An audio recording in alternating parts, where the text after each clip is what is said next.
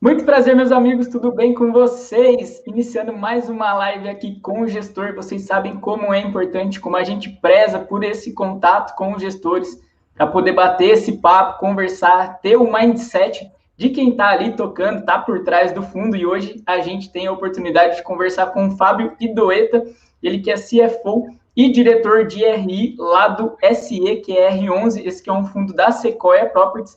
Fábio, muito obrigado aí por ter aceitado o convite de participar na live com a gente. Já peço, por favor, para você se apresentar e falar um pouquinho também da casa. Tá legal, obrigado, Bernardo. Boa noite a todos, obrigado pela audiência aqui, obrigado pela oportunidade. Para a gente da Sequoia é um prazer estar aqui, é uma honra também poder conversar no seu canal, explicar um pouco a Sequoia. A gente é muito fã do seu trabalho e a gente gosta muito também da oportunidade de poder explicar um pouco mais do fundo, da nossa casa, e se aproximar do investidor, né, que acho que no final das contas é o principal razão aí de existência do seu canal, quer dizer, educar e aproximar o gestor.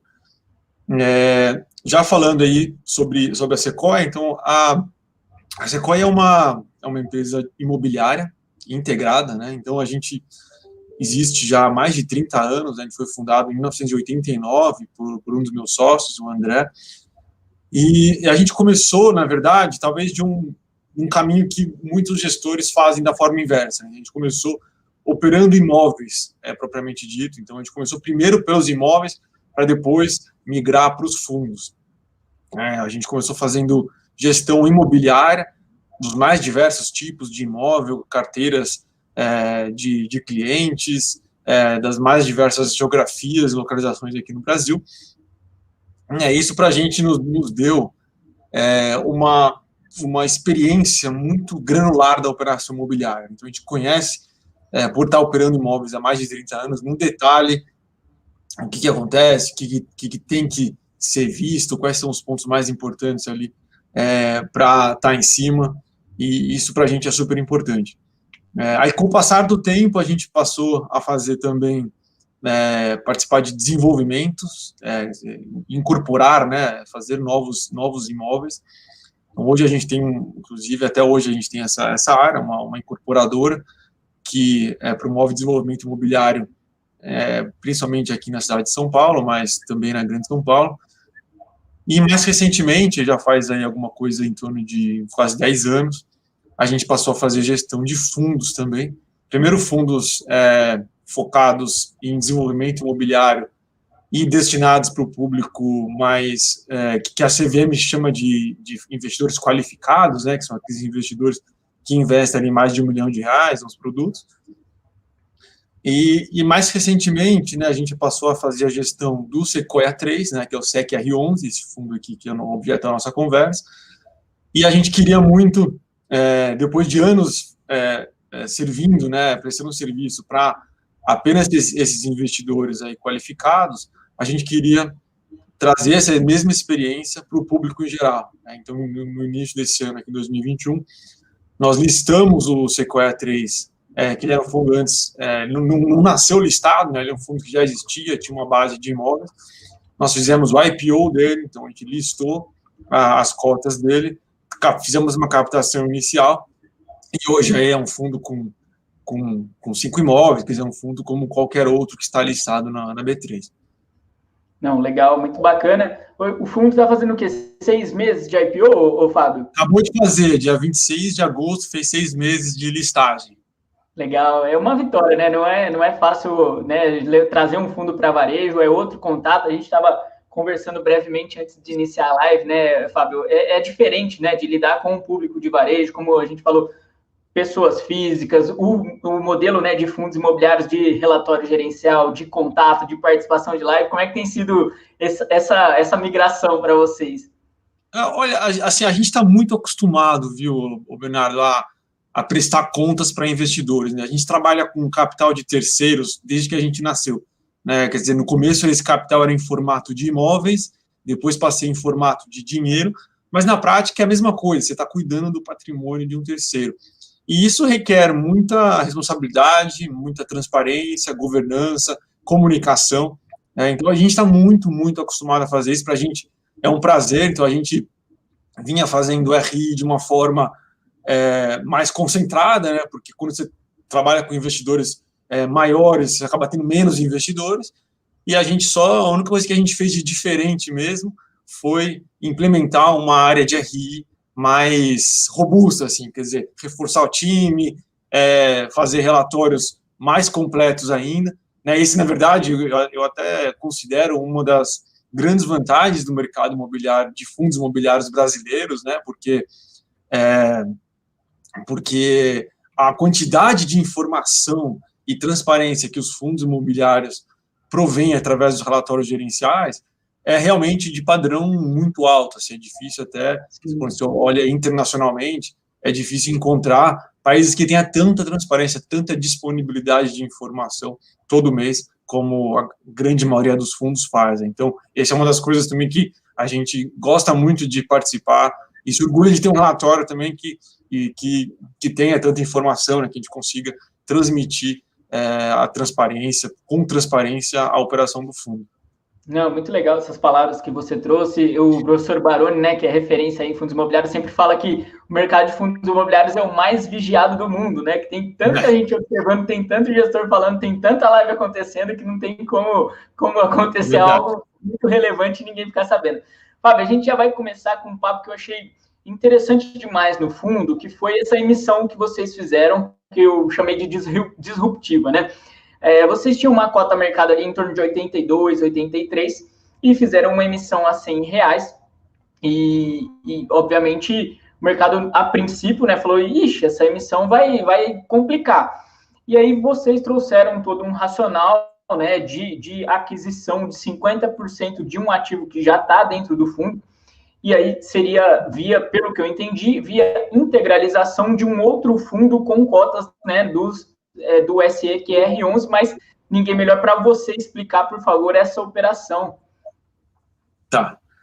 Bom, então, assim, a operação foi desenhada, Bernardo, assim, através, primeiro, de uma convicção muito assim, aprofundada, enraizada na nossa cultura, que é que a gente sempre coloca o interesse do nosso investidor em primeiro lugar. Então, acho que existe um debate aí muito intenso com relação a preços de emissão de cotas quando é feitas as novas emissões, e a gente procurou fazer essa de uma forma que fosse incontrovérsia, assim, que ninguém pudesse olhar e achar e suspeitar que o interesse do investidor não tivesse sido colocado em primeiro lugar, né? Então, ela criou valor de qualquer ângulo que você puder analisar, ela criou valor para o investidor, mesmo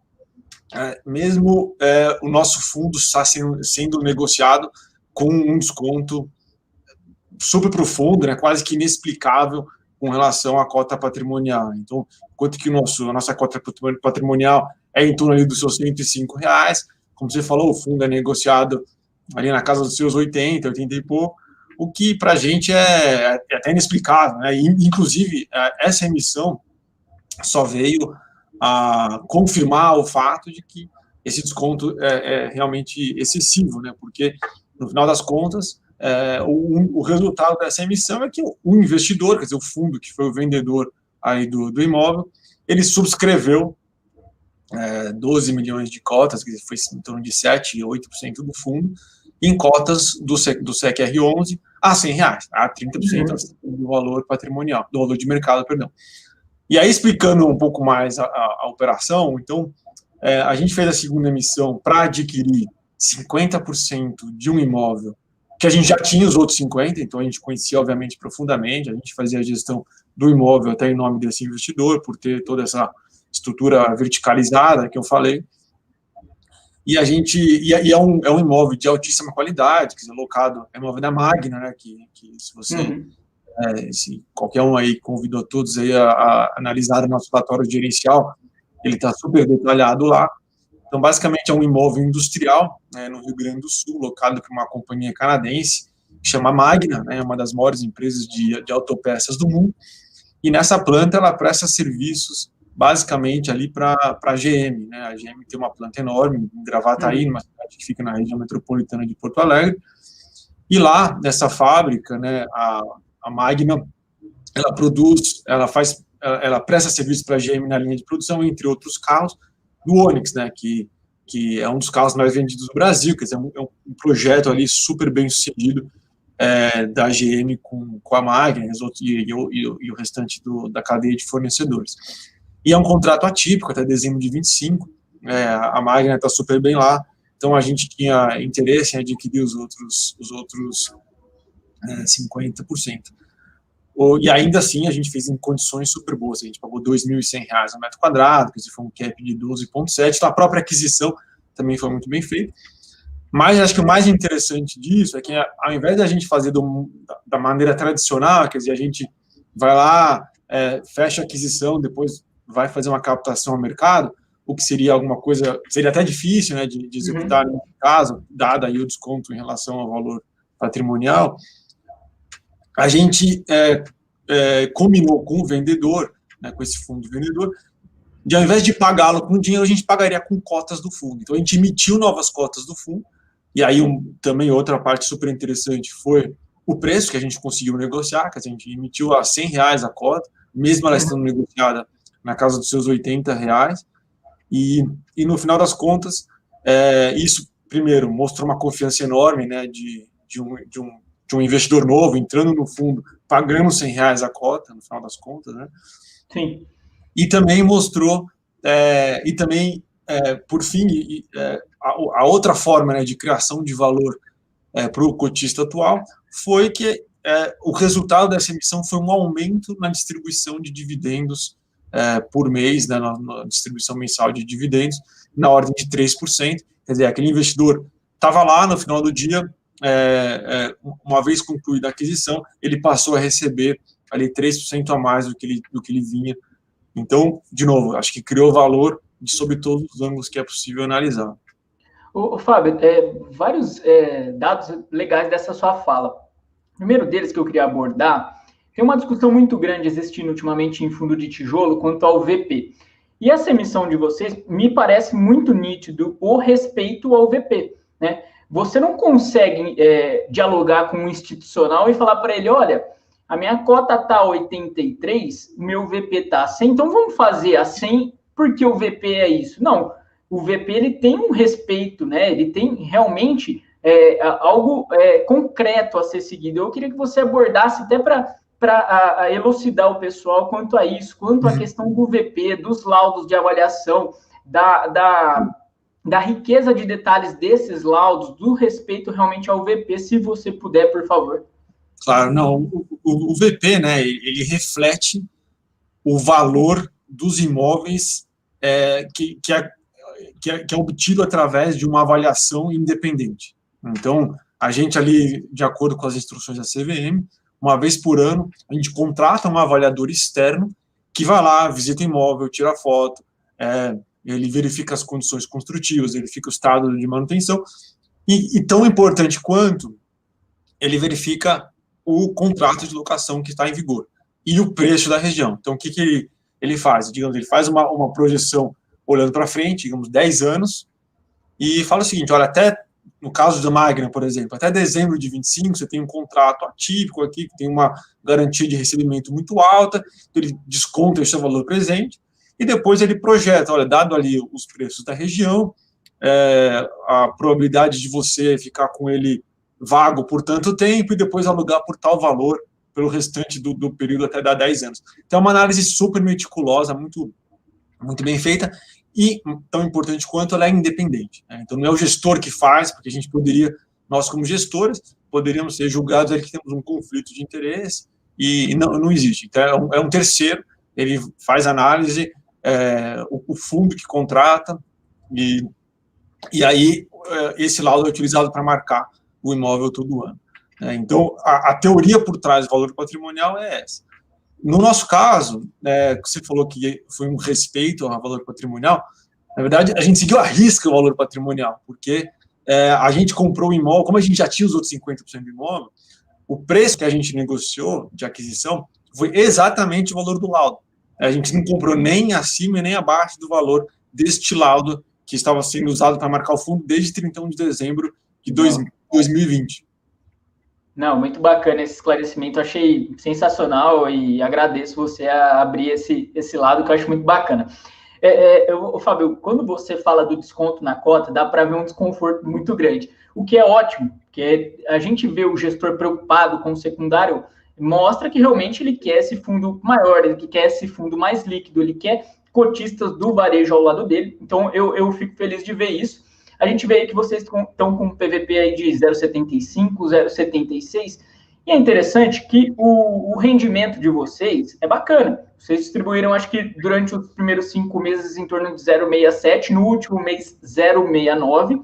E se a gente comparar com outros fundos comparáveis, vamos dizer assim, o rendimento está interessante, mesmo AVP. Tá? E aí eu te pergunto, o que você entende como grande problema no SEQR11 para ter esse desconto tão grande? Tá. Então, assim, de fato, assim, a gente se preocupa muito com o preço, não porque a gente tem muita ingerência sobre esse número, né? A gente, o máximo que a gente pode fazer é dar a nossa opinião, instruir e ser transparente com o mercado, quer dizer, mostrar o fundo e os planos que a gente tem. A nossa preocupação é porque a gente quer, como eu falei lá no início, a gente quer que todos os nossos investidores tenham uma experiência positiva ao investir com o Sequoia. Então, aquele investidor que comprou ali a 90 e vê o fundo a 80, por mais que a gente esteja entregando um rendimento de alta qualidade, super alto, e ainda assim, exatamente aquele que a gente se propôs a fazer quando a gente fez o IPO, quando a gente deu guidance, quer dizer, no final das contas, esse investidor ele fica com uma experiência prejudicada, porque ele comprou 90, se ele quiser sair hoje, ele está a 80, ou se ele resolveu sair com prejuízo. Então, obviamente que a gente não gosta disso, a gente prefere, a gente trabalha muito para que todos os nossos investidores tenham uma experiência positiva ao investir no nosso fundo. E aí, entrando um pouco mais no mérito, né, dos motivos, né, então, veja só, antes de eu entrar nos motivos, eu queria só contextualizar o tamanho do nosso desconto. Primeiro, isso, né, então ele está negociado com em torno de 25%, 24%, 25% de desconto em relação ao valor patrimonial, que é essa referência, apesar de ser, entre aspas, teórica, uma referência importantíssima, né, com um nível de embasamento alto, uma referência importante, então ele está com um desconto tão grande. Segundo, se você analisar nossa distribuição de dividendo e compará-la com essa mesma distribuição dos fundos que a gente considera como benchmarks, né, os fundos comparáveis, aqueles fundos que têm estratégia de investimento similar à nossa, e aí, quando eu digo estratégia de investimento similar, eu me refiro àqueles fundos que têm um portfólio híbrido, né, o portfólio diversificado, que não é monossetorial, que investe não é só focado em logística, em shopping center, etc. É um fundo que investe em mais de uma classe de ativos, como é o nosso caso, enquanto que esses fundos, na média, pagam alguma coisa em torno de 6 e pouquinhos por cento de dividendos sobre o valor de mercado, o Sequoia tem pago em torno de 10%, né? Ou seja, em torno de 50%, às vezes até, dependendo do dia, até mais do que isso. Então, ou seja, se você pegar R$1 e colocar, a gente utiliza 4 fundos aí como média, colocar 25 centavos como referência, colocar 25 centavos em cada um desses 4 e pegar um outro real e colocar no Sequoia, você vai ter um rendimento em torno de 50% maior colocando o seu recurso no nosso fundo em relação a esses outros, né? E aí, depois de tudo isso, né, aí vem exatamente a sua pergunta, qual o motivo? E aí, acho que, da nossa visão, né, o principal motivo é a baixa liquidez, quer dizer, liquidez, né, no mercado, quer dizer, a quantidade de negócios que ocorrem diariamente, num dado período, ela é muito importante para que o preço reflita o consenso do mercado. Então, quanto maior é a liquidez, mais difícil fica um ente do mercado, uma pessoa, um indivíduo, uma instituição só, ou um grupo pequeno de pessoas, manipularem, e aí manipularem, eu faço um asterisco, porque não é nem proposital, não é nem alguém, quero que essa cota suba ou desça, mas só o fato de algumas pessoas estarem, por exemplo, quererem um grupo de pessoas quererem comprar por algum motivo ou quererem vender por algum outro motivo, num fundo com baixa liquidez, isso sozinho pode significar um movimento daquela cota distante desse preço de consenso que eu falei. Né? Então, quanto maior a liquidez, mais difícil é que coisas como essa ocorra, o preço vai convergindo para o consenso. E aí o Sequoia 3, né, o SEC-R11, ele ainda não está num nível de liquidez que a gente considera bom a alta. Né? Apesar de ter crescido muito, então a gente, contextualizando, né, um fundo novo, né, o Sequoia 3, como a gente falou lá, estreou na Bolsa 26 de fevereiro desse ano. A Sequoia, apesar de ter 30 anos de experiência, 30 anos de casa e muita convivência no mercado imobiliário, é uma casa que é relativamente nova no mercado de capitais, né? A gente até fevereiro desse ano, a gente não fazia gestão de nenhum fundo listado. Portanto, o investidor de varejo, o investidor de mercado de capitais, ele ainda não tinha necessariamente o conhecimento da nossa casa, que é totalmente natural, né? Porque a gente, de novo, como eu falei lá atrás, a gente fazia produtos destinados a um outro público. Né? E aí, coloca isso em contexto do mercado brasileiro, né? O mercado brasileiro, ele é super pulverizado em quantidade de fundos. Então, hoje a gente já tem em torno de 350 fundos listados na B3, né, que é um número muito alto. É o número, para você ter uma ideia, é o número mais de 50, em torno de 50% acima da quantidade de fundos que existem listados no mercado americano, por exemplo, onde tem em torno de 220, 230 fundos listados, alguma coisa nessa linha. Só que o mercado americano é 50 vezes maior do que o nosso em valor de PL.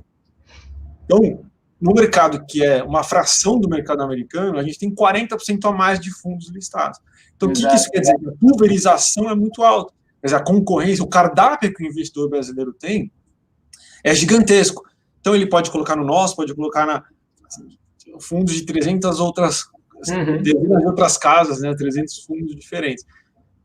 Isso não tem problema nenhum, é uma característica do mercado brasileiro, a gente sabia disso, a gente está aqui jogando nesse jogo. Só que a gente sabe que leva um pouco de tempo para você se mostrar, para você se destacar nessa multidão toda. Então, a nossa liquidez, ela vem crescendo bastante. Então, mês após mês, entre março e julho, até o último mês que a gente tinha fechado, a liquidez aumentou 30% ao mês. Então, começou lá com 90 mil, depois aumentou 30, chegou lá, está em torno de quase 300 mil reais em julho, foi a liquidez registrada. Então, ela vem crescendo, vem se consolidando, mas a gente sabe que não é do dia para a noite, você não nasce com liquidez de 1, 2, 3 milhões de reais por dia, na média, a não ser que seja de casas super, super famosas, né, fundos que já são de casas muito tradicionais.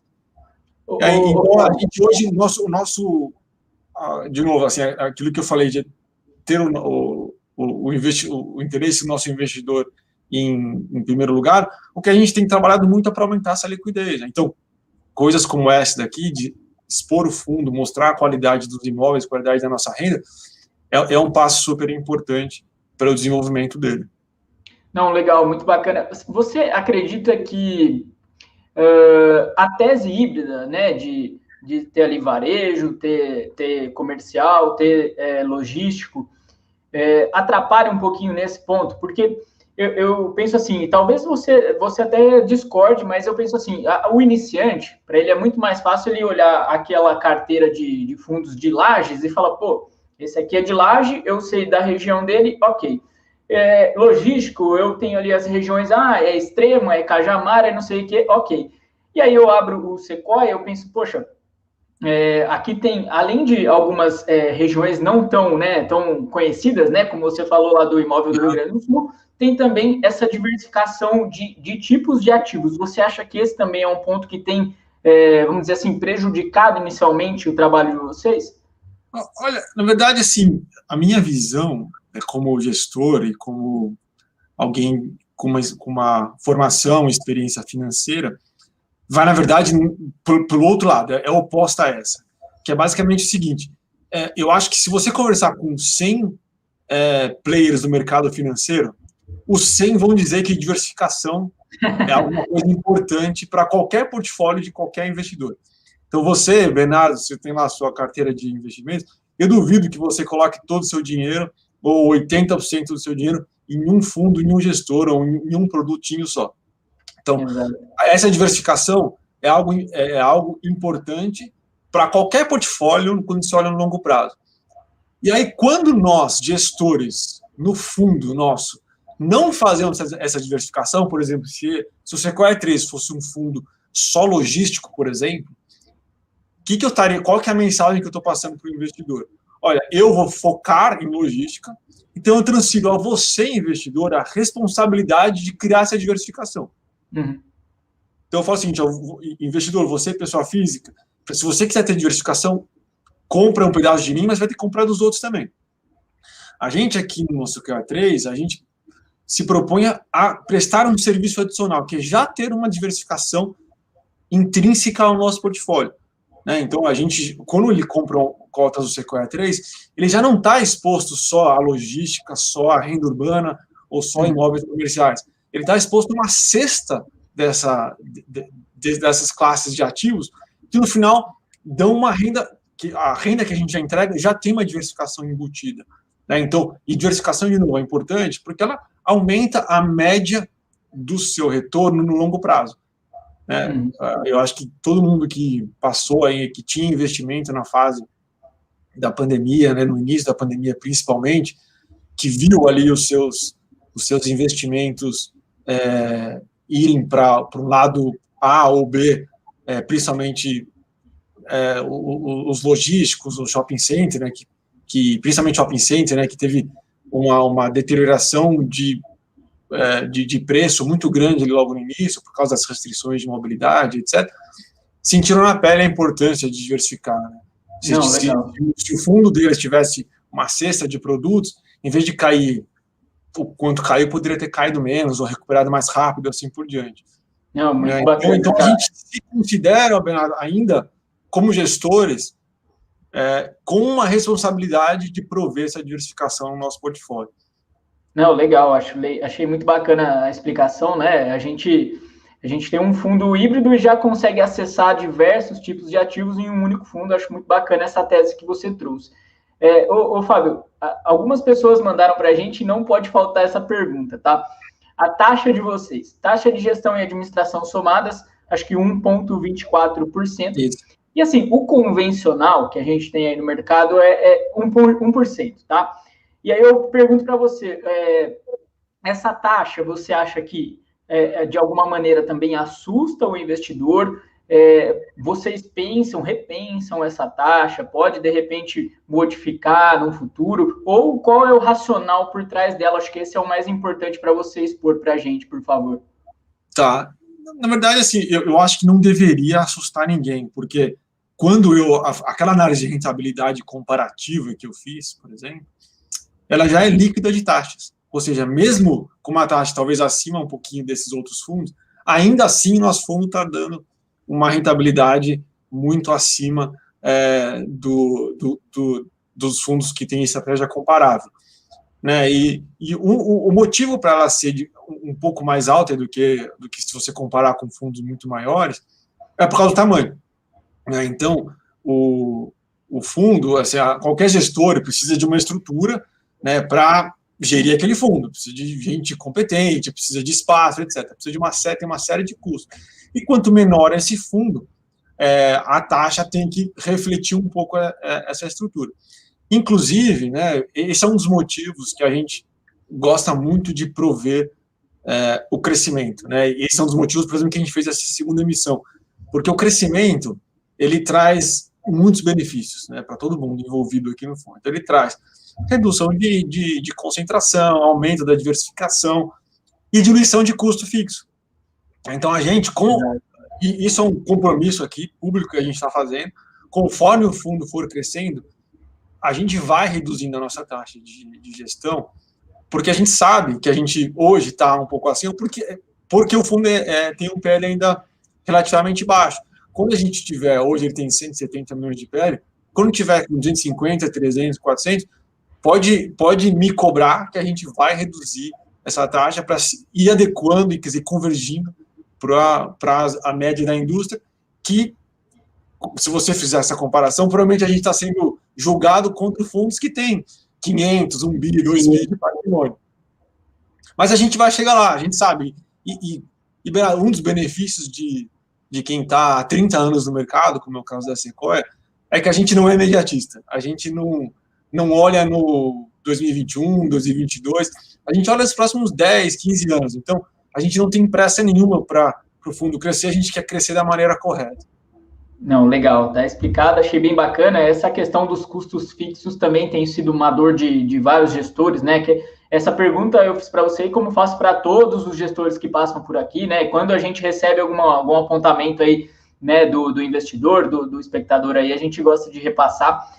E eu queria agora entrar um pouquinho no portfólio de vocês. São 5 ativos, 2 galpões, 2 call centers e uma loja, né, de varejo.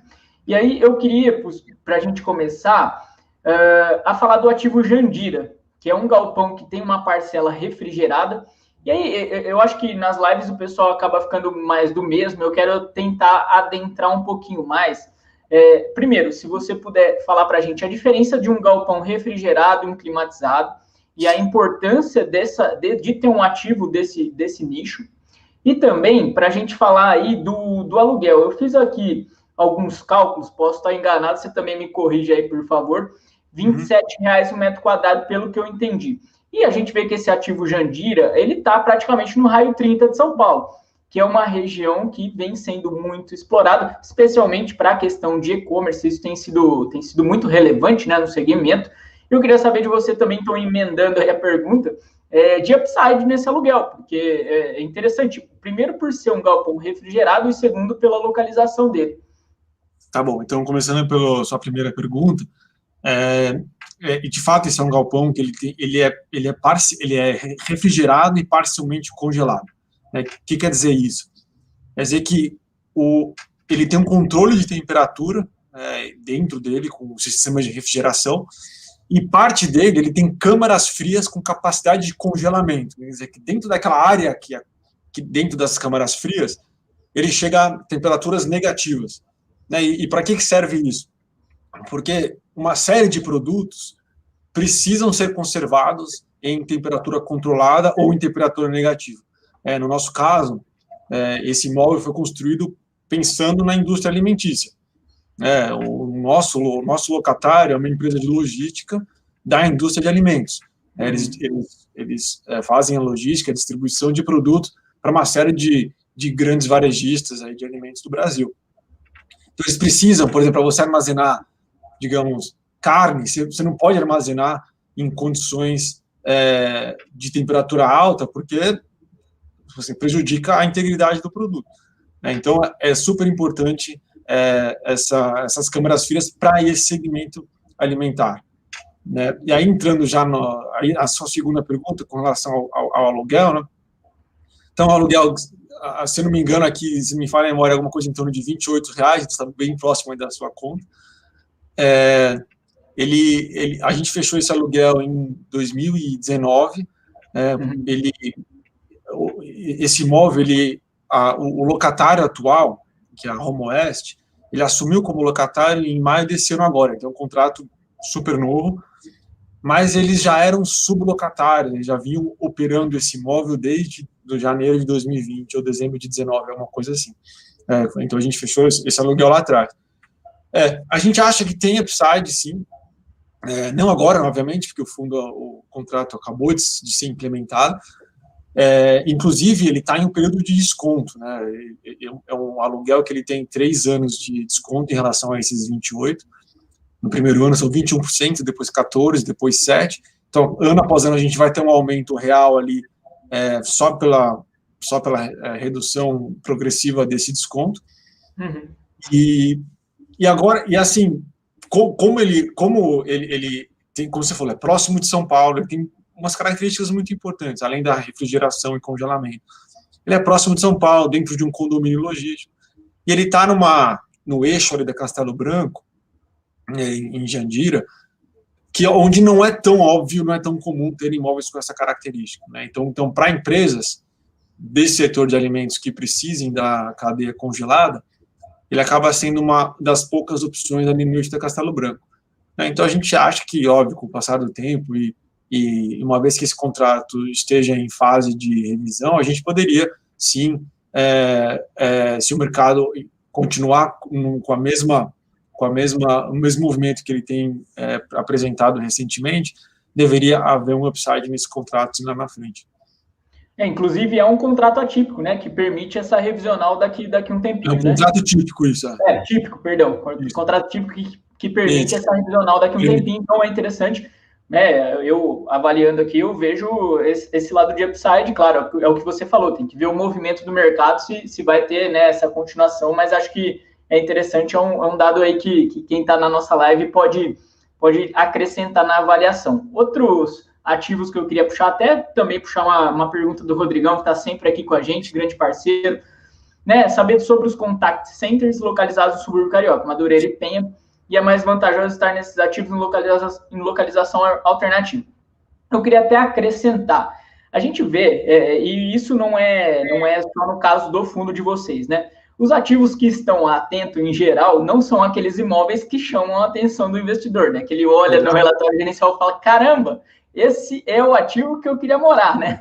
Não é muito o caso, mas até pela necessidade da empresa, não precisa ser um ativo grandioso, suntuoso, né? E eu queria falar com você, então, como é que a gente prospecta aí para o futuro esses ativos, tá? Se não me engano, um deles vence em 2024, então eu já estou pensando lá na frente. Vamos dizer que chega lá em 2024, a Atento fala, cara, esse ativo aqui eu estou indo embora, já saturou aqui a minha operação. E aí, como é que fica o SEQR11 com esse ativo? Tá bom, vamos lá. Então, primeiro, falando um pouco da pergunta do Rodrigo, obrigado, Rodrigo. Totalmente. Então, a Atento não só não quer, como não faz sentido nenhum para o modelo de negócio deles estar nas localizações melhores. Porque, por mais de um motivo, não é nem só pelo preço. O preço até pode já seria por si só um impeditivo dele, em vez de estar, por exemplo, em Madureira ou na Penha, estar no centro ou na zona sul do Rio de Janeiro, o preço por si só já inviabilizaria a operação deles. Mas mais do que isso, o modelo de negócio, né, a localização desses imóveis, são pensadas para estar próximo da força de trabalho da Atento. Né? E quem que é a força de trabalho da Atento? É um típico primeiro emprego das pessoas. Né? Então, são pessoas que estão na faculdade, por exemplo, precisam de uma renda extra, ou que estão no seu primeiro emprego, ali buscando novas colocações, e eles sabem muito bem que não se faz carreira em call center. Né? Call center, de novo, é um passo para você buscar cargos mais desafiadores, melhores na carreira. Então, onde que moram essas pessoas, né, onde moram o funcionário médio? É ali perto daqueles bairros. Então, quais são as características ideais para um imóvel de call center? Ele tem que estar numa localização que não é A nem B, uma localização que, para outros usos, por exemplo, como escritório, seria uma localização C. Para o uso dela, é a localização A, para o uso da Atento.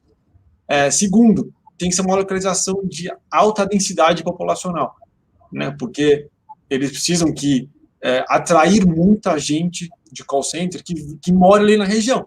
Então, não pode estar numa localização isolada, por isso que tem dentro da cidade. E eles precisam estar em imóveis grandes, né, porque, de novo, são milhares de pessoas que trabalham ali naqueles sites. Então, os nossos imóveis, logicamente, atendem a todos esses requisitos, inclusive porque eles foram feitos na modalidade BTS, né, onde é feito exatamente para atender a necessidade do locatário. Então, eles têm características como infraestrutura de tecnologia totalmente apropriada para a operação da Atento. Bom, aí a sua pergunta, né? E se eles saírem? Né? Então, primeiro, antes de responder eles e se eles saírem, eu só queria dar uma convicção por que a gente acha que esse é um cenário super remoto, né? Por que a gente acha que eles vão ficar? Porque eles precisam desses imóveis para gerar a receita deles. Né? Então, a Atento é uma das maiores empresas de call center, a maior empresa de call center da América Latina, uma das maiores do mundo, e eles só conseguem entregar os serviços deles em imóveis com essas características. Né? Eles não conseguem em imóvel de baixa qualidade, eles não conseguem entregar em home office, por exemplo, que talvez seja alguma coisa natural de você pensar, isso é fácil de fazer de home office. Não é, para eles é um pesadelo não só de custo, porque eles têm que dar ajuda de custo de computador, cadeira, eletricidade, internet, etc., mas eles não conseguem nem entregar o serviço de qualidade, porque a supervisão é muito mais difícil, e principalmente o sigilo de informação. Né? Hoje, com a Lei Geral de Proteção de Dados, né, as empresas estão sendo cada vez mais exigidas a guardarem sigilo dos dados dos clientes, e se já tem desafios quando isso é dentro de casa, dentro de um site onde eles controlam, imagina na casa, com as informações de um computador na casa das pessoas, né? Seria muito difícil, ainda mais considerando que os clientes da Atento são as maiores empresas do Brasil, né? Porque o típico contratante de um serviço da Atento são empresas que têm milhões de clientes, centenas de milhares de clientes, que precisam se relacionar com eles de uma forma ordenada. Mas vamos assumir que a Atento... o cenário. Exato, então vamos assumir que a Atento saiu, quer dizer, apesar de tudo isso, de depender desse imóvel, ela fala, não quero mais, esse imóvel não me atende mais. O segundo ocupante desse imóvel seria alguém que tenha uma necessidade de localização semelhante. E o que eu digo com isso? Alguém que precise de um imóvel grande numa localização de alta densidade. Né? Por quê? Porque montar um imóvel como esse é muito difícil.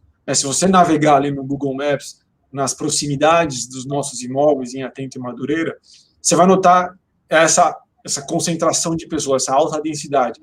E aí você vê que para montar um imóvel, Madureira, que tem 12 mil metros quadrados de ABL, Penha, que tem 8 mil metros quadrados de ABL, não só é difícil, mas é caríssimo, né? Porque você teria que juntar, sei lá, algumas dezenas de casinhas, seria alguma coisa impraticável. Então, ter um imóvel desse tamanho numa região tão densa já é algo por si só um diferencial, algo que se consegue prover um serviço adicional.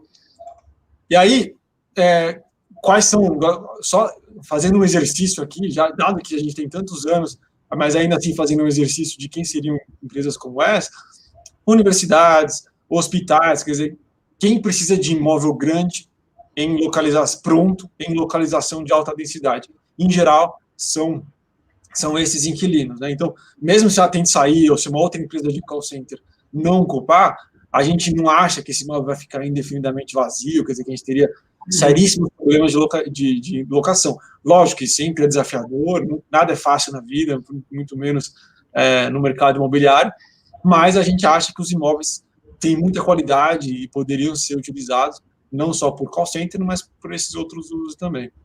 Teria condições desses imóveis partirem ali para aquele formato in field em logística? Então, ali, aqueles últimos metros ali de entrega, teria condições de transformação? Até poderia, acho que pelo tamanho, né, dos terrenos, pelo tamanho acho que o de Madureira até mais óbvio, porque é um terreno de 16 mil metros quadrados. A diferença é que precisaria de uma adaptação maior, né, um custo de adaptação maior. Porque para uma universidade ocupar, por exemplo, você basicamente tem que fazer algumas modificações internas para adequar ali as salas de aula, etc. Um hospital mais, né, porque precisa de uma infraestrutura própria. Mas um galpão você teria que quase que botar abaixo e fazer outro, né? Porque você tem especificações que galpão precisaria. Mas, sim, seria um plano D, digamos assim.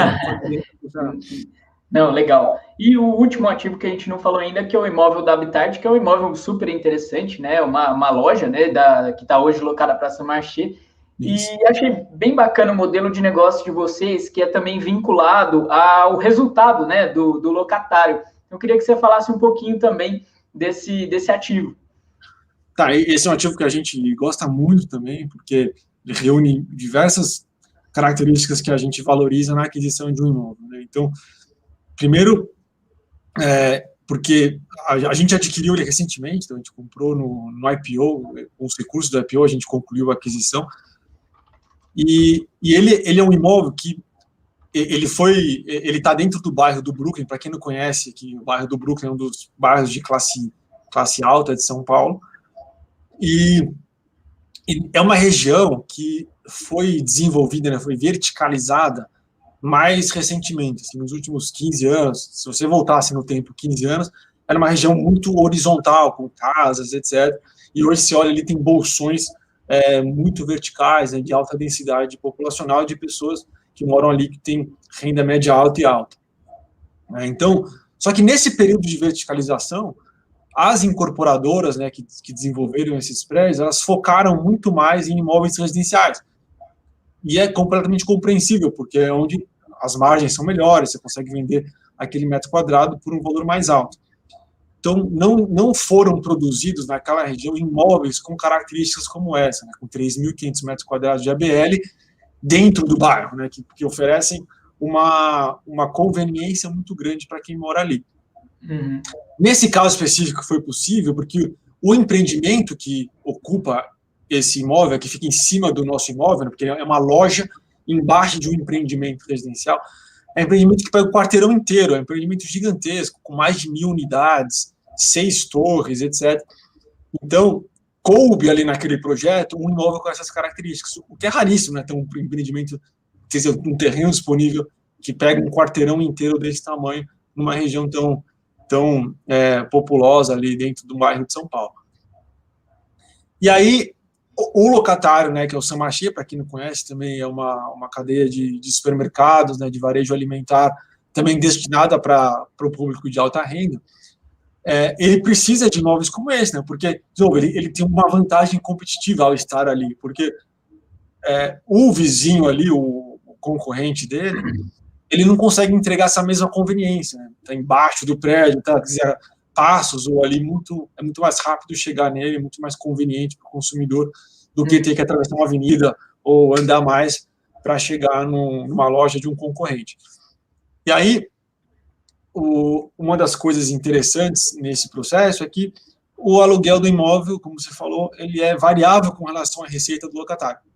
Então, conforme a região continua a se desenvolver, e ela tem continuado a se desenvolver, quer dizer, tem prédios novos sendo entregues aí todos os anos, a começar pelo próprio Habitat, né, que é esse empreendimento onde ele fica embaixo, porque é um empreendimento de 6 torres, que não está totalmente concluído, quer dizer, só tem 4 torres entregues e habitadas, tem 2 ainda que vão ser entregues no final desse ano, né, então, portanto, o próprio empreendimento ainda vai se adensar, e aí, naturalmente, vai aumentar ali o número de consumidores endereçáveis ali do próprio Saint-Marché. E aí, portanto, a gente espera que com esse desenvolvimento da região, que o Saint-Marché tenha um resultado melhor e o nosso fundo também, por consequência. Não, legal. Vou puxar algumas perguntas legais do chat aqui, para dar uma interação com a galera que veio prestigiar a gente. O Marcos, acho que ele até escreveu errado, né? Quanto o fundo pretende crescer? Provavelmente, acho que era isso que ele queria perguntar, e era uma pergunta que eu ia fazer também para você. Eu sempre faço essa pergunta para todo gestor. Qual que é o voo de cruzeiro que você vê o fundo, que você vê o SQR11? Tá. A gente não tem um número mágico, Bernardo, porque é difícil chegar nesse número, né? Então, a gente tem capital autorizado, né? Quer dizer, a gente pode crescer sem precisar de aprovações em assembleia, etc. Muito, assim, em torno de 4 bilhões de reais a nosso capital autorizado. Não quer dizer que a gente vai chegar lá. Eu diria que o equilíbrio do crescimento, ele é mais ou menos assim. É o máximo que você consegue chegar que o fundo continue sendo administrável. A gente não quer ter 50 imóveis nesse fundo. Não é um fundo para ter isso. Apesar de a gente querer cada vez mais ter uma diversificação, a busca da diversificação é uma coisa sem fim, né, que você sempre pode melhorar um pouco mais, mas isso não quer dizer que o fundo vai ter 50, 100 imóveis, né, não é esse o tamanho que a gente quer chegar. Então, a gente quer, quando eu digo máximo, porque, de novo, aqueles benefícios que eu falei de redução de custo fixo, etc., eles são quase que perpétuos, né? Então, com 500 milhões, ele reduz o custo fixo de um nível X, com 1 bilhão, ele reduz num outro nível, e melhora ainda mais a rentabilidade, melhora ainda mais a diversificação, assim por diante. Então, apesar de não ter um número mágico, a gente acha que a vida, para o nosso fundo, com esse patamar ainda pequeno, é muito longa. Tem muita rua para a gente percorrer ainda. Né? Eu não consigo, desculpa por não poder dar um número objetivo, mas ainda tem muito a crescer nesse fundo, né, antes da gente, digamos, começar a pensar em outros veículos. Bacana, bacana. Tem uma pergunta interessante aqui do Silvio, né? Questão de. A gente falou de liquidez, e ele veio com uma pergunta também que eu nem tinha notado e acho bacana passar para você. Trazer o VP, né, a cota aí para R$10. Já pensaram nisso? A gente, se não me engano, fundo de tijolo é muito pouco, né? A gente viu alguns fundos aí de papel nesse sentido. Já pensamos, na verdade, assim, o preço da cota é uma referência, né? No final das contas, o que importa é o preço, é o valor final. Qual que foi o que a gente ponderou? É que, como você falou, muito poucos fundos têm a referência de cota 10. Então, a gente não quis que o nosso fundo se destacasse por um motivo tão mundano como esse. Quer dizer, qualquer gestor vai lá e pode fazer um desdobramento, um agrupamento de ações e mudar sua referência, mas a gente não queria criar essa confusão na cabeça do investidor. Então, a nossa cota é padrão 100, então quando você olha ali um valor de 80, meio que naturalmente você percebe que ela está descontada 20, 25, 30% em relação ao valor patrimonial, né? A gente não queria criar parecer que a gente estava criando algo artificial para o investidor, né? Não, legal. Outra pergunta legal aqui, não sei se você tem, se pode passar algum guidance aí de rendimento. Inclusive, vocês já falaram no último relatório gerencial que vai ter uma quedinha aí de 5 a 10% em razão do novo aluguel, né, com o lado ativo de Madureira, mas também tem aqueles 3% chegando da parte nova aí do lado ativo da Magna. Como é que deve ficar o rendimento até o final do ano? Se pode, né, passar alguma coisa nesse sentido, um guidance, uma banda? Tá, a gente ainda não soltou oficialmente esse guidance, tá? Então eu não vou conseguir dar um número preciso aqui. Mas eu vou falar o que a gente já falou, o que a gente já pode falar, porque já falamos publicamente. A gente deve ter uma pequena queda, porque na renovação do imóvel de Madureira, ele tem uma queda importante no valor, aí totalmente natural, que já estava, inclusive, desde o ano passado, já que a gente fechou esse aluguel, então foi amplamente divulgado, então não é surpresa para nós e para ninguém, mas chegou o momento. Então, agora, em outubro, a partir de outubro, deve haver uma queda na distribuição de rendimentos, como você falou, na ordem de 5% a 10%, provavelmente mais próximo de 5%. E aí, só a gente ainda não tem um guidance oficial que a gente deu. A partir de outubro vai ser, a gente está muito próximo disso, então a gente está fechando ali alguns pontos ali de projeção para poder divulgar oficialmente esse guidance, e aí a gente vai divulgar em todos os nossos canais, quer dizer, na CVM, nossos relatórios, e até em rede social, para quem não acompanha ali os oficiais, mas que acompanha as nossas redes sociais. Então, a gente vai divulgar bastante, mas ainda não temos um número preciso para dar, mas pode assim, o que a gente falou, pode considerar que deve haver uma pequena queda aí entre 5% e 10% nos próximos 6 meses, e depois volta já ao patamar que está atualmente. Perfeito, maravilha. Fábio, a gente já está chegando uma hora, e se você me permite, assim, atrasar um pouquinho o seu descanso, que eu queria, é sempre importante a gente aproveitar a presença aqui de um fundo, né, ter esse diálogo, e eu queria falar um pouquinho de alguns aspectos macro com você.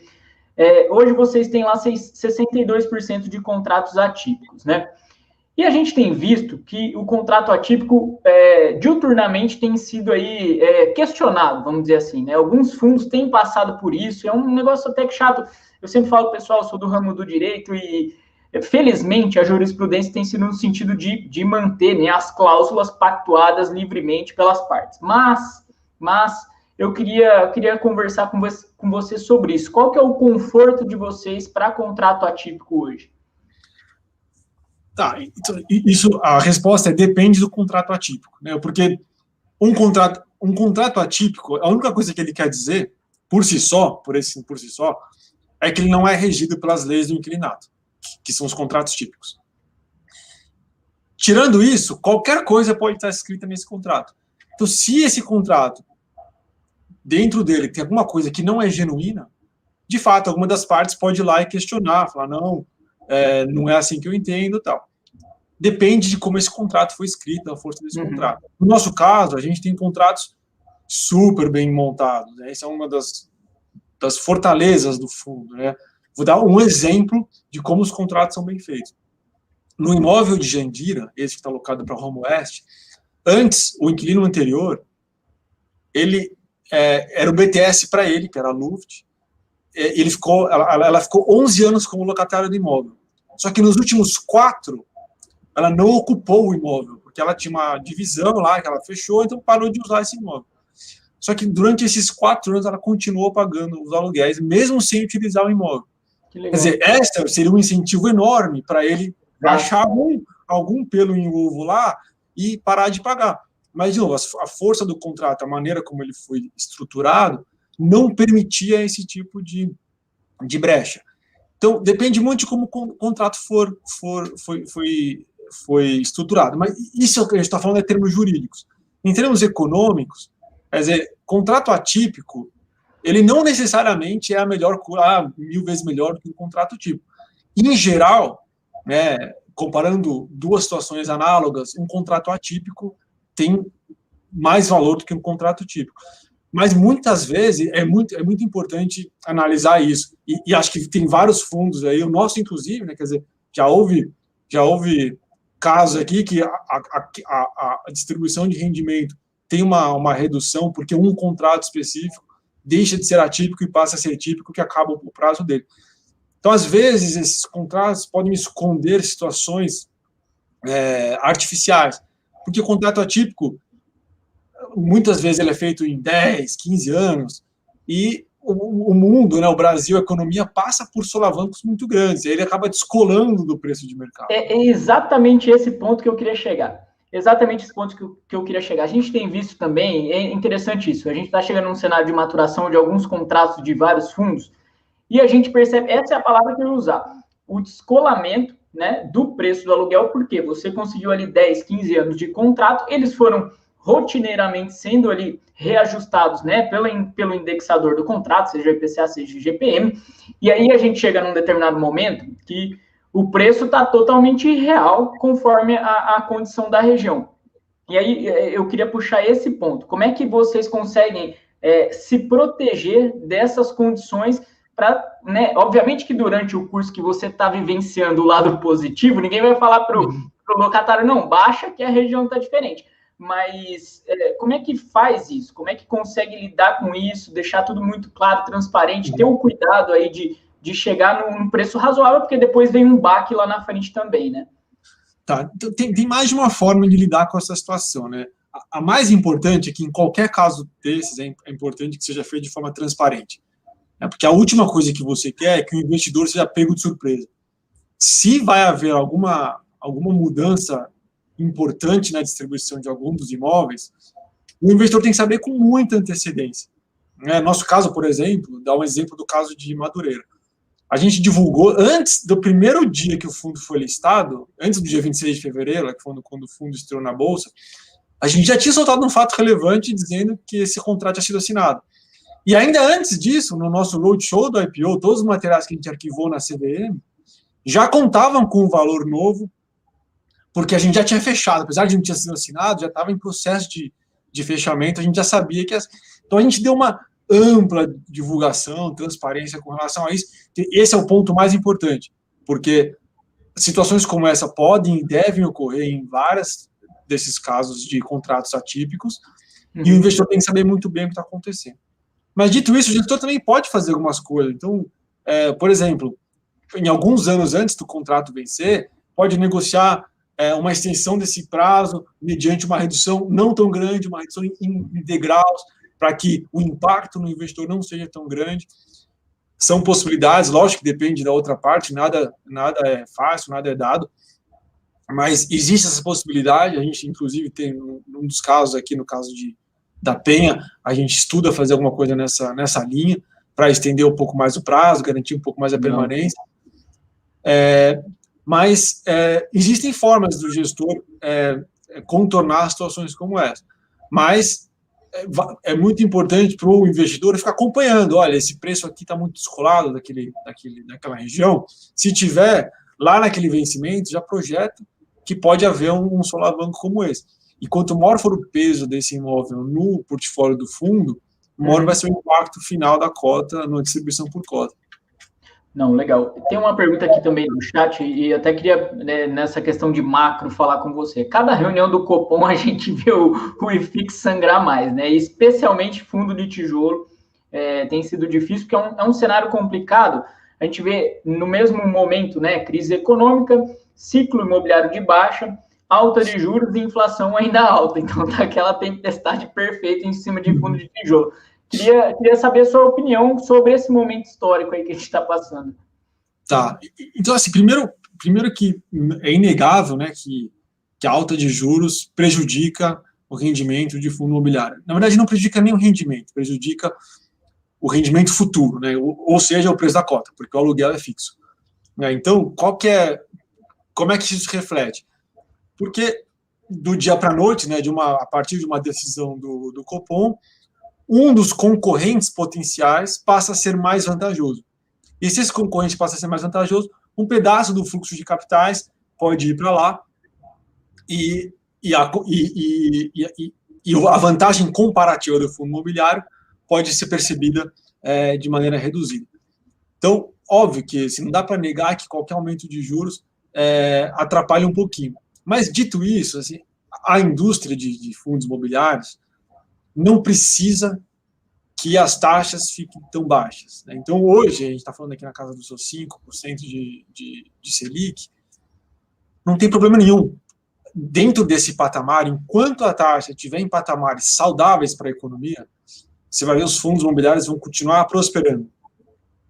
Por quê? Porque a relação risco-retorno continua muito saudável, né? Qual que é o prêmio que o fundo deveria dar o fundo imobiliário deveria dar em relação a uma NTNB, por exemplo?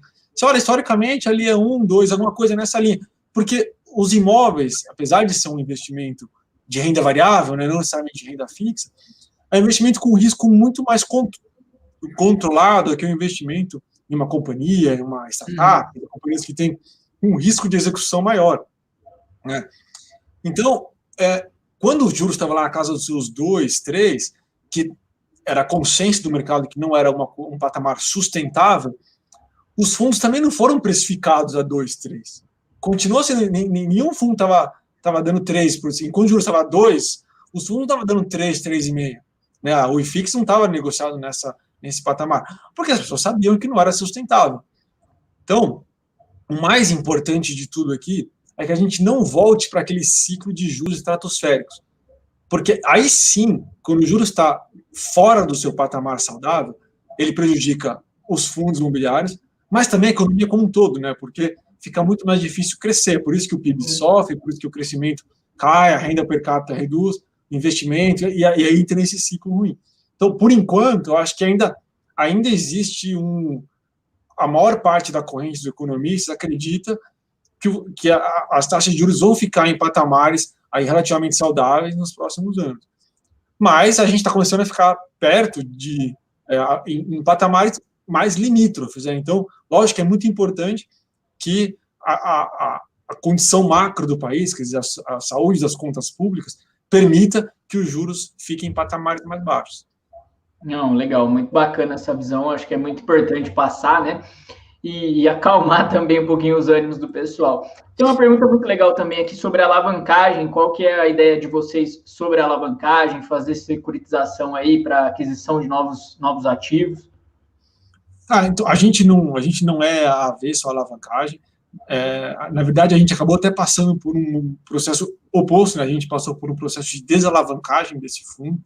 Né? Parte dos recursos do nosso IPO a gente utilizou para quitar CRIs que eram super antigos, então estavam com preços altos, estavam fazendo sentido econômico de quitar.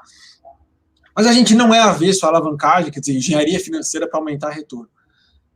Mas a gente tem que fazer isso de forma responsável, quer dizer, quando você aumenta a alavancagem, você aumenta o risco, e você tem que, de novo, você tem que ser muito transparente com o investidor, porque ele tem que saber que quando ele compra a cota do seu fundo, ele está comprando alguma coisa que tem um risco inerente causado por esse aumento da alavancagem. Então, hoje a gente não tem planos de curto prazo de fazer aquisições alavancadas, a gente ainda acredita que o fundo está numa fase de fazer alguma coisa mais simplificada, quer dizer, comprar imóvel com o dinheiro de captações, mas a gente não descarta no futuro fazer movimentos que tenham alguma alavancagem que crie valor, né? Ou seja, que a taxa de captação seja mais baixa do que o rendimento que aquele imóvel traz. Não, bacana. Para fechar com mais uma pergunta, você tocou um ponto interessante das compras serem a caps e preços interessantes. Isso já me vem em mente a questão de TIR. Então, o que você projeta no SEQR11? Se vai ser um fundo mais, né, tranquilinho, paradinho ali, ou não? Vocês prospectam, óbvio, né, com um tamanho maior do fundo. Hoje você não está pensando nisso, mas um tamanho maior, fazer algum giro dentro desse portfólio? Poderia ser, como você falou agora, com o fundo nesse tamanho, né, não faz muito sentido para a gente reciclar, né, porque a gente diminuiria um pouco o tamanho do fundo, a gente está na visão, no caminho oposto, mas a gente, de novo, a gente gera imóveis há 30 anos, e qualquer portfólio imobiliário, quando você olha no super longo prazo, ele deveria passar por algum processo de reciclagem. A gente sempre usa como exemplo, se você tivesse há 40 anos um imóvel de escritório no centro de São Paulo, você provavelmente estava no melhor lugar que tinha para ter um escritório. Depois esse eixo mudou para Paulista, mudou para Faria Lima, e assim por diante, foi como a gente conhece a história. Então, se você não acompanhou o movimento, ou se antecipou a ele, você acabou tendo um imóvel, ficando com um imóvel que perdeu o valor real nesse período. Então, a gente, logicamente, que fica antenado a qualquer movimento, né? Então, a gente vai procurar sempre se antecipar movimentos que deteriorem o valor dos nossos imóveis. A princípio, hoje, no curto prazo, a gente não enxerga uma necessidade de reciclagem. O que a gente enxerga é uma necessidade de melhoria na diversificação, né? E essa melhoria de diversificação não necessariamente precisa vir através da venda de um imóvel. A gente quer promovê-la no curto prazo pelo crescimento do fundo, adicionando outros imóveis de qualidade que têm outras características em outras regiões que tragam essa diversificação. Não, legal. Só puxando um gancho aí que você falou, eu achei interessante, né, a história, né, de localização na cidade de São Paulo e tal. É uma curiosidade mesmo. Você pensa que a região ali da Chucre, com tanto ativo AAA, pode ser esse vetor para o futuro aí de onde a gente vai ter a nova concentração? Dá para projetar isso ou você acha que ainda é muito distante esse cenário? É difícil. A quantidade e qualidade de imóveis que tem no eixo principal hoje, que é o eixo da Faria Lima, ainda é grande, ainda, inclusive, novos estoques estão sendo entregues, então ainda é uma região com muita procura e com locatários de perfil muito bom, mas é uma região finita, né? Então não dá para construir indefinidamente ali. Então, conforme o movimento da cidade for caminhando ali mais para o sul, né, passou pela Berrini, está mais na região do Sucre Jardim, você acaba trazendo imóveis com qualidade muito alta lá também. Lógico que tem muitas empresas que precisam ou preferem estar na região da Faria Lima por uma série de motivos e que vão precisar estar lá e vão continuar lá, mas hoje o desenvolvimento imobiliário da cidade permitiu que imóveis de uma qualidade semelhante estejam disponíveis num eixo que não necessariamente fosse lá, né? Então, é bom isso para essas empresas que não precisam necessariamente estar na Faria Lima, mas gostariam de ter um imóvel também com uma característica, uma qualidade semelhante. Não, legal. Fábio, eu sempre encerro a live pedindo a sugestão de um livro, né? Todo gestor que passa aqui deixa um legado em termos de livro também. Então, por favor, se você tiver aí alguma ideia já na cabeça, passar para a gente, o que você indica aí de leitura? Tá, eu vou recomendar um livro que eu li faz alguma coisa em torno de 2 anos. É um livro que chama, em português, a tradução é O Iluminismo Agora, de um autor que chama Steven Pinker. O Steven Pinker é um canadense-americano, professor de Harvard, super premiado, professor de altíssimo calibre, e ele escreveu diversos livros, né, e esse é um dos que eu mais gosto, porque ele é uma visão super otimista do mundo, mas é uma visão otimista totalmente baseada em dados. Então, ele prova com dados e números e quanto que a gente vem evoluindo, quer dizer, quanto que... Porque é muito fácil a gente se colocar numa situação de pessimismo, porque se abre o jornal e só tem notícia ruim e as coisas parecem que só pioram, mas quando você dá 2, 3 passos para trás e olha o filme como um todo, né, não olha só aquele dia, mês, ano, mas olha 40, 50, 100, 150, 200 anos, ele mostra por dados como que a humanidade evoluiu dos mais diversos setores, dos mais diversos segmentos, e, de novo, tudo provando com dados. Né? Então, eu acho que acaba sendo uma visão muito otimista, que dá um pouco de esperança, né, que o futuro vai ser melhor do que é hoje, do que foi o passado. Não, legal, achei muito bacana essa indicação. E, Fábio, os últimos segundos aí para você, então, fechar a nossa live, falar no olho com o seu cotista, com o interessado aí no SEQR11, o que você pode falar para encerrar? Bom, primeiro, obrigado a todos que aguentaram ficar até agora, né? Quer dizer, acho que tem que gostar bastante do fundo para ver bastante tempo assim. Obrigado. É um prazer para a gente poder falar sobre o fundo e se conectar com o nosso investidor, né? Como eu falei lá no início, a gente vive para isso. Eu só queria encerrar assim, eu acho assim, a gente tem uma convicção que qualquer investidor, quando ele for escolher um fundo imobiliário, ele foca em ele usa 4 critérios para escolher, de novo, dentro daquele cardápio enorme de possibilidades, né?